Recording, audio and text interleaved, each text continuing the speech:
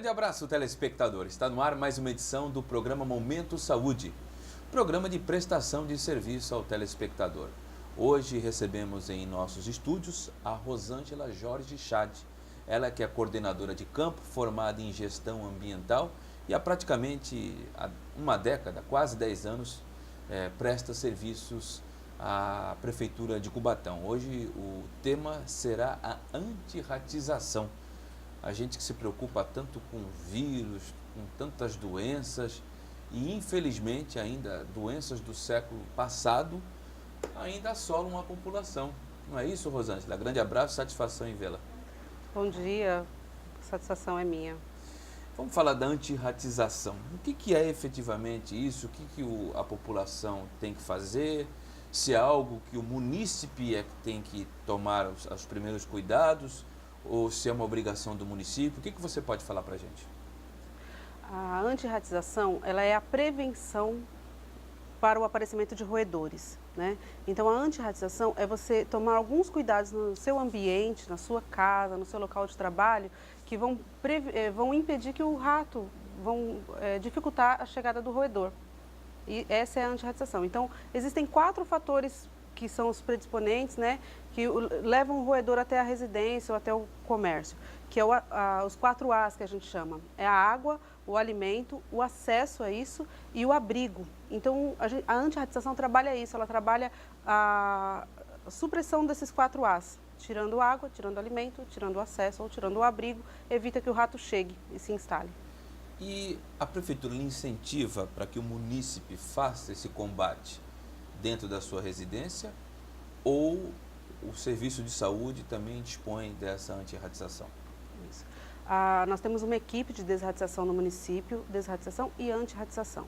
Antigamente era só feita a desratização, a equipe chegava até o local, fazia a desratização, aplicava o produto, o raticida e dependíamos do manejo do ambiente do morador. Hoje não, hoje a equipe orienta, antes de fazer a desratização, ela orienta a antirratização. Então ela vai pedir para que o munícipe limpe o seu quintal de forma adequada, tire os entulhos ou acomode corretamente os alimentos, para que depois de todos os 4 As sendo suprimidos, aí sim a gente entra com a desratização. Só para o nosso telespectador ter conhecimento, Rosângela, qual a diferença de antirratização e desratização? Tem diferença, não?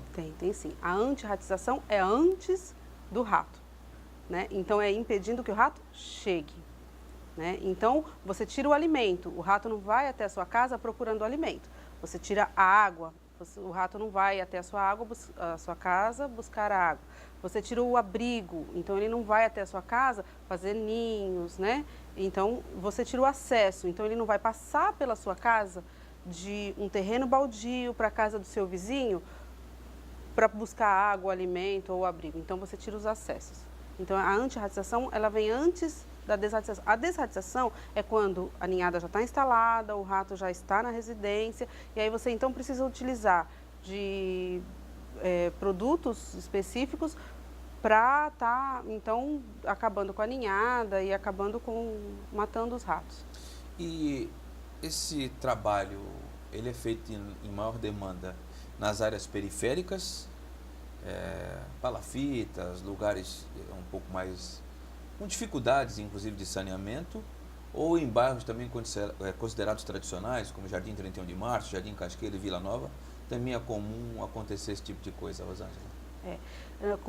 O programa ele tem um cronograma, né? Todos os anos a gente elabora um cronograma e fazemos na cidade inteira, né? É claro que em áreas periféricas, onde a gente tem uma dificuldade da disposição dos resíduos, o trabalho é mais dificultoso, né? A eliminação dos roedores é mais difícil, mas ele é feito na cidade inteira. Qual que é a importância, então, Rosângela, da antirratização? Isso. Então, a antirratização ela é a mais importante porque impede que o roedor chegue até a sua casa, se instale. Uma vez que a ninhada já está instalada, acabar com todos os indivíduos se torna mais difícil, né? Porque aí eles vão continuar buscando acesso a alimento em outros lugares e voltam para o seu abrigo. Então, é muito mais difícil. E existe uma equipe da saúde que vai fazer isso ou nem sempre a visita vai e desratiza? Não, nem sempre existe a equipe de desratização e antirratização, mas nem sempre a equipe desratiza. Primeiro ela faz as orientações de antirratização, pedindo para que o morador ele elimine o acesso do rato ao alimento, à água. Quando a equipe vai fazer uma antirratização numa escola, ela vai até a despensa, verifica como estão acondicionados os alimentos da despensa, verifica as portas e janelas, se são teladas, se as portas estão bem vedadas, para impedir a entrada dos roedores, para depois, então, fazer a desratização. Porque não adianta você colocar o produto se o alimento está lá, se a oferta de alimento ela é abundante, vai competir com o raticida. E aí, claro que o rato vai preferir comer o alimento do que o raticida. Por falar em raticida, quais são os produtos que a população pode utilizar para evitar a chegada do roedor em suas respectivas residências? É importante primeiro identificar o tipo de roedor que está instalado, porque existem 3 principais tipos de roedores. Quais são? O rato de telhado, a ratazana e o camundongo. Então, são todos da mesma família, mas tem diferença? Tem diferença. E o produto a ser utilizado também é um produto diferente. O camundongo não come o mesmo raticida que o rato de telhado, né? Então é importante você saber o rato que está instalado e usar o produto correto. E aí então... Para o leigo como eu, e confesso, o rato de telhado é aquele grandão que parece um coelho, é isso? Isso, ele é grandão, ele tem um rabo bem comprido, né, que ajuda ele a se estabilizar no telhado. Então, o camundongo é aquele menorzinho? O menorzinho. E qual o terceiro? A ratazana, que é a que vive em bueiros, bocas de lobo. Certo. Aquele que aqui em Cubatão tem uma maior incidência, tem algum, ou é mais ou menos na mesma média? Mesma média. E o combate é feito com muita força aqui pelas equipes de saúde? É sim. A nossa equipe ela está diariamente em campo fazendo o trabalho de antirratização e desratização. Porém, é importante que a população aprenda a antirratização, porque se o rato, se ele tem oferta de alimento, ele vai procriar, ele vai continuar a crescer a colônia. Então, e qual o conselho que você daria para aqueles que estão nos assistindo agora? O que ele tem que fazer? Acomodar corretamente seu lixo, não deixar alimentos expostos, abertos, fazer uma boa gestão da sua área externa, não deixar entulhos, não deixar acessos que o rato possa subir nos seus telhados, suas lajes. Basicamente são esses os cuidados. E as equipes têm trabalhado bastante? Tem trabalhado bastante. Eu imagino. Este é o programa Momento Saúde, estamos recebendo a coordenadora de campo, a Rosângela, ela que é formada em gestão ambiental, Rosângela Jorge Chad. Vamos a um breve intervalo e já retornamos.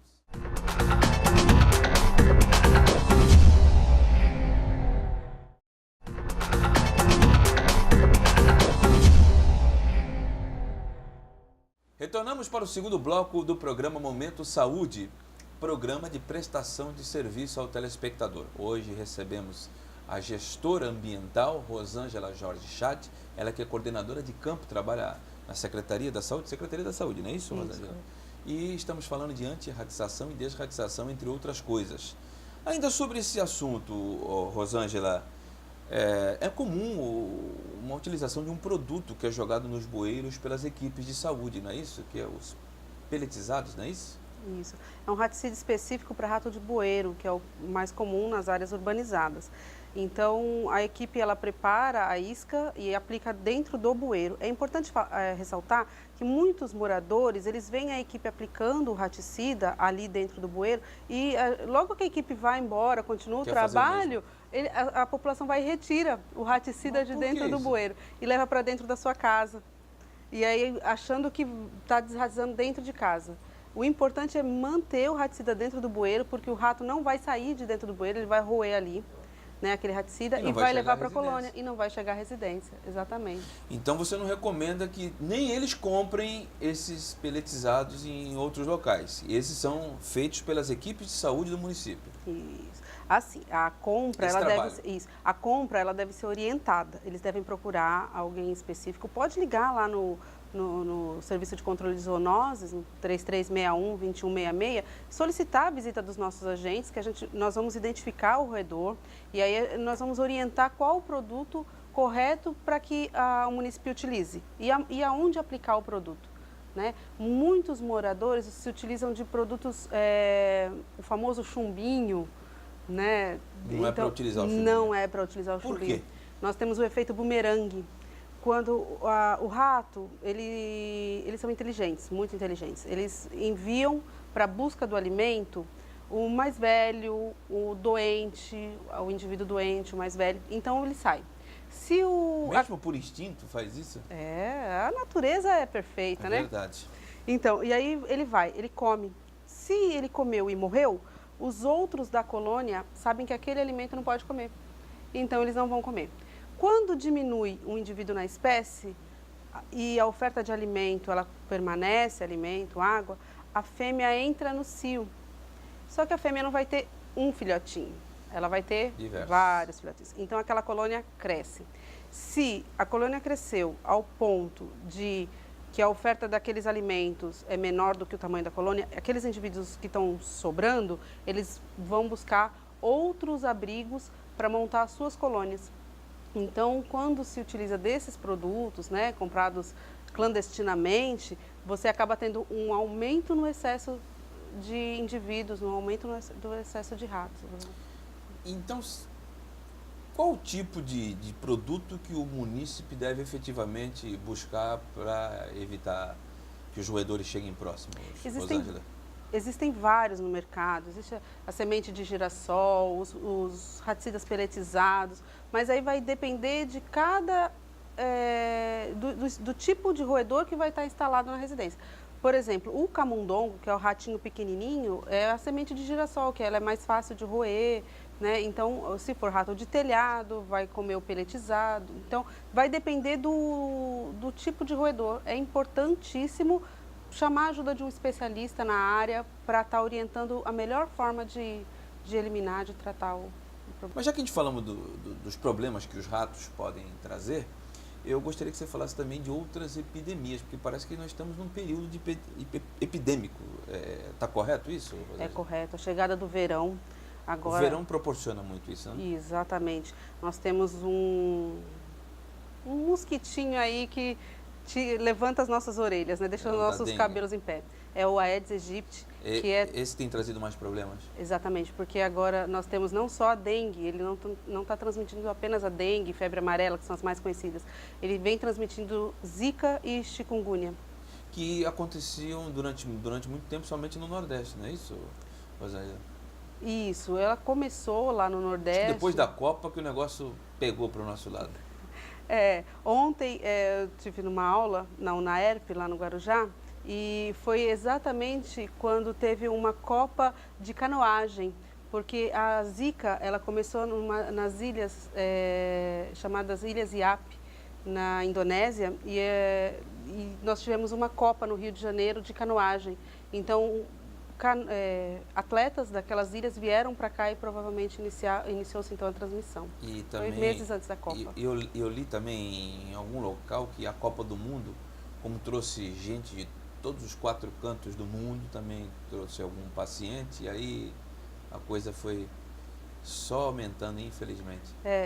Quando você tem grande circulação de pessoas, você aumenta o risco de transmissão de doenças, né? Mas já temos aqui em Cubatão casos de chikungunya e do Zika ou ainda não? Não. Nós temos casos aguardando confirmação de Zika, de chikungunya, perdão. Chikungunya. Então, fizeram os testes, demora um pouquinho para ficar... Saiu os resultados. Porque elas são muito parecidas, né? Então, é mais ou menos aquele ladrão que consegue mudar o rosto, né? Devido às proporções. Ele é moreno, daqui a pouco o outro ele fica branco e no outro fica amarelo.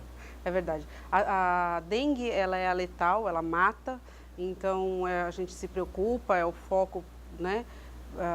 Mas a chikungunya, ela causa dores nas articulações, muitas dores, piores que a dengue, eu posso até dizer, e que vão durar de 6 meses até 5 anos.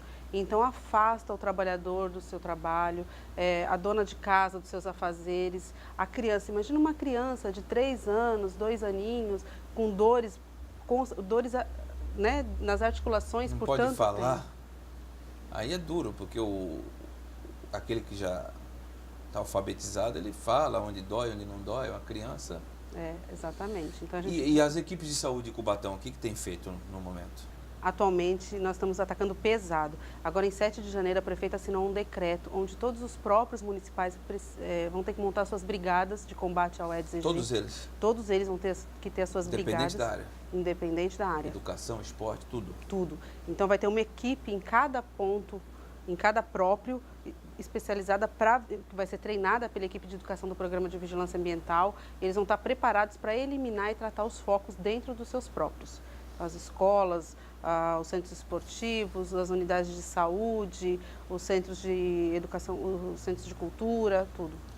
Essa crise que pegou não só a cidade, como o estado, o país, e dizem até que o mundo, isso atrapalha o trabalho desenvolvido na área de saúde ou não? Como já tem uma receita própria, a saúde toca da maneira que ela acha melhor?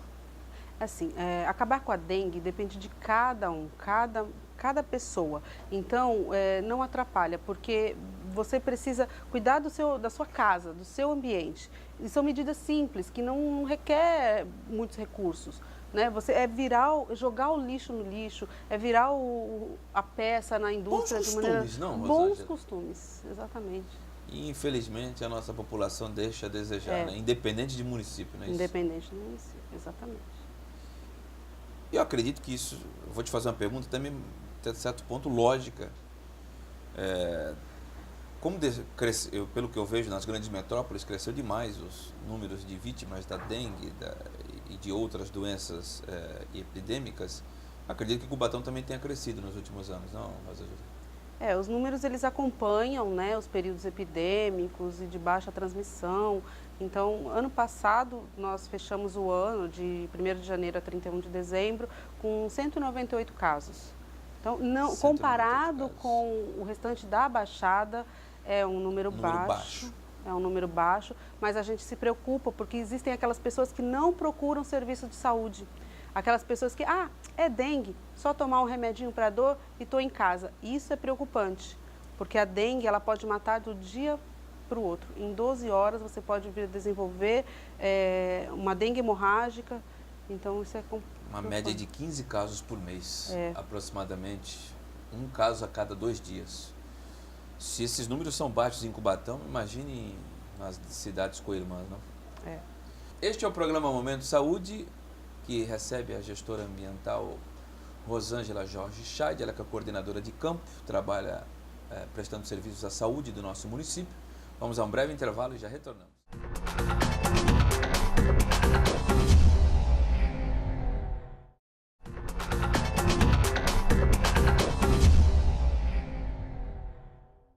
Retornamos para o último bloco da edição de hoje do programa Momento Saúde, programa de prestação de serviço ao telespectador. Recebemos em nossos estúdios a gestora ambiental, presta serviços à saúde do município, a coordenadora de campo, Rosângela Jorge Chade. Rosângela, você estava falando dos próprios municipais que vão receber um tratamento de choque, se eu posso dizer assim, da saúde do município para evitar, até porque nos próprios é a maior aglomeração efetiva do munícipe na cidade. São os colégios, são os centros esportivos que recebem um grande número de frequentadores. E a indústria e o comércio? Como é que a saúde vai combater, vai trabalhar esses pontos estratégicos, tanto no comércio, que também é outro local que recebe um grande número de frequentadores, como também na indústria, onde estão os trabalhadores e grande parte do nosso trabalhador do município? O comércio, ele tem equipes específicas que visitam os pontos estratégicos urbanos e os pontos estratégicos industriais, que são os da área da indústria. Os pontos estratégicos urbanos, eles verificam quinzenalmente a situação de criadouros desses locais. E a situação estando perigosa, né, eles passam então para a equipe de vigilância sanitária. e a vigilância sanitária vai estar autuando e multando. Nós temos ordem, inclusive, de aplicar multa direto, sem autuação. Tanto no comércio como na indústria? Tanto no comércio quanto na indústria. Né? Então, a equipe vai estar multando quem oferecer risco à saúde da população do entorno ali do ponto de estabelecido. Mas além desses locais terem a sua prevenção própria, a fiscalização das equipes de saúde do município, não? Sim, as equipes visitam os pontos estratégicos urbanos quinzenalmente, algumas indústrias que oferecem grande risco também são quinzenais, ou as que oferecem menos risco são mensais. Existe também um programa chamado Parceria com as Indústrias, que é da equipe de educação do Programa de Vigilância Ambiental. Então, essa parceria com as indústrias também treina funcionários da CIPA, funcionários atuantes dentro da indústria, para que eles também estejam eliminando os criadouros dentro da indústria. Hoje o maior problema das equipes de saúde, efetivamente, são nos pontos, melhor dizendo, de comércio e indústria ou com a população? A gente pode dizer que são os dois. Os dois. Todos eles? Todos eles. Porque o vetor, né, o ciclo biológico do vetor se dá na água. Então, qualquer recipiente vira um criador. Então, tanto uma peça mal acomodada dentro de uma indústria, quanto um copo descartável jogado no quintal, um brinquedo jogado no quintal, ele vira criadouro. Então, os dois a gente tem problema. Nós temos muitos problemas na área urbana com os pontos estratégicos, borracharias, ferros velhos. Então, esses são críticos, porque além de as visitas devem ser um intervalo menor, né? É quinzenal. Então, além deles terem grande quantidade de criadouros, tem muita gente que mora em volta. Então, nós temos população e o vetor. Então, pessoas que podem estar doentes com o vírus, dengue, zika, chikungunya, com o mosquito que vai picar essas pessoas e transmitir para as outras que estão ali pertinho. Então, Por que no verão cresce tanto assim essa incidência? O Aedes aegypti, ele necessita de água e calor. Né? Então, essa associação se dá perfeita no verão, que é quando nós temos essas chuvas de verão e o calor. Posso estar falando a maior besteira do mundo, você me corrige se eu estiver falando. Então, por isso que a gente não ouve falar que tem dengue na Malásia, nos países Alpes, lá da Europa, Suíça, porque são países de temperatura menor e aí dificulta, então. Exatamente. E a maior incidência são nos países afros e na área tropical, né? Exatamente, a região tropical do mundo. E o Brasil está privilegiado, né? Uma área extensa, o solzão. E as equipes de saúde de Cubatão trabalham muito mais no verão do que nas outras 3 estações do ano? O trabalho não para, mas agora no verão, com a alta transmissibilidade, né, do vírus, a gente acaba trabalhando bem mais, porque todos os casos suspeitos de dengue, zika ou chikungunya, nós fazemos o bloqueio. Então, a equipe, ela circula uma área de 200 metros em volta da casa do doente e faz, então, um bloqueio e controle de criador. Nós visitamos todas as residências, eliminando qualquer possível criador para evitar que exista o doente e o vetor. Porque aí é a combinação perfeita para a transmissão. Existe repelente para isso ou não? Existem repelentes no mercado. Mas que também impede a chegada desses insetos transmissores de epidemia, como no caso da dengue, a zika e o chikungunya, não? Sim, existem repelentes no mercado, mas todo produto a gente aconselha que procure um médico, a orientação de um médico, para que indique o melhor produto para ser usado, tipo de pele, a idade, criança, por exemplo, tem produtos específicos para estar utilizando. O período de aplicação desse produto, ele tem que ser bem orientado, porque não é só passar uma vez no dia e achar que está protegido. Tem prazo de validade. Tem prazo de validade no corpo, você transpira, o produto sai, então é uma falsa sensação de proteção usar o repelente de forma incorreta. E nesses locais abertos, Rosângela, por exemplo, temos aí o Parque Perequê e outros locais na cidade onde a Cubatão, infelizmente, é a única cidade da Baixada que não tem praia, mas é comum o morador daqui ir para o rio, passa ali a carbocloro, anda um pouquinho. Como é que é feito o combate a essas epidemias? Então, da mesma forma, esses pontos são visitados da mesma forma como as visitas do casa a casa. Mas isso deve dar uma dificuldade por causa do deslocamento, né? Nem o tipo de criadouro, né? O mosquito está na mata, está na região dele. Então também existem os predadores naturais, existem os pássaros, né? As aranhas. Isso também ajuda um pouco. Mas assim, é difícil realmente é só os criadouros que dependem da ação humana, né? Os lixos. Então é ideal que quem frequente esses lugares, além dos criadouros naturais, que folhas, né, já existem, Sim. não deixe mais, não deixe lixo, acomode corretamente. Senão a tendência é aumentar. É aumentar. E qual o conselho que você dá para a população, além desse cuidado que você acabou de dizer, para evitar lixo? Qual outro tipo de cuidado que você acha que é que você tem como convicção que é benéfico à população fazer ou evitar para evitar a proliferação? É importantíssimo o morador perder 10 minutinhos, uma vez por semana, para estar olhando seu quintal, estar olhando sua calha, estar olhando qualquer coisinha que possa acumular água. Um fiozinho de água numa tampinha de refrigerante, dentro do saco de salgadinho, pode virar um criador para Aedes aegypti. E aí nós temos não só a dengue, como transmissão de zika e chikungunya. Rosângela, estamos chegando ao final do programa Momento Saúde. Gostaria de agradecer a sua participação e gostaria das suas considerações finais antes do encerramento do programa. Te agradeço antecipadamente. Muito obrigado. Eu que agradeço. E eu venho pedir, então, eu venho apelar para que a população faça a sua parte. Participe do combate ao vetor, participe do combate ao Aedes aegypti. Vencer a dengue, vencer a chikungunya, vencer a zika, não depende só do programa municipal ou dos governos, depende de cada um. Cada um precisa fazer a sua parte, eliminando toda a água parada. Choveu, corre lá no quintal e verifica que vai ter criadouro. E com as palavras da gestora ambiental Rosângela Chade, vamos encerrando o programa Momento Saúde de hoje, prometendo retornar em breve, dentro da programação da TV Câmara, com mais uma edição inédita. Muito obrigado, até a próxima. Valeu!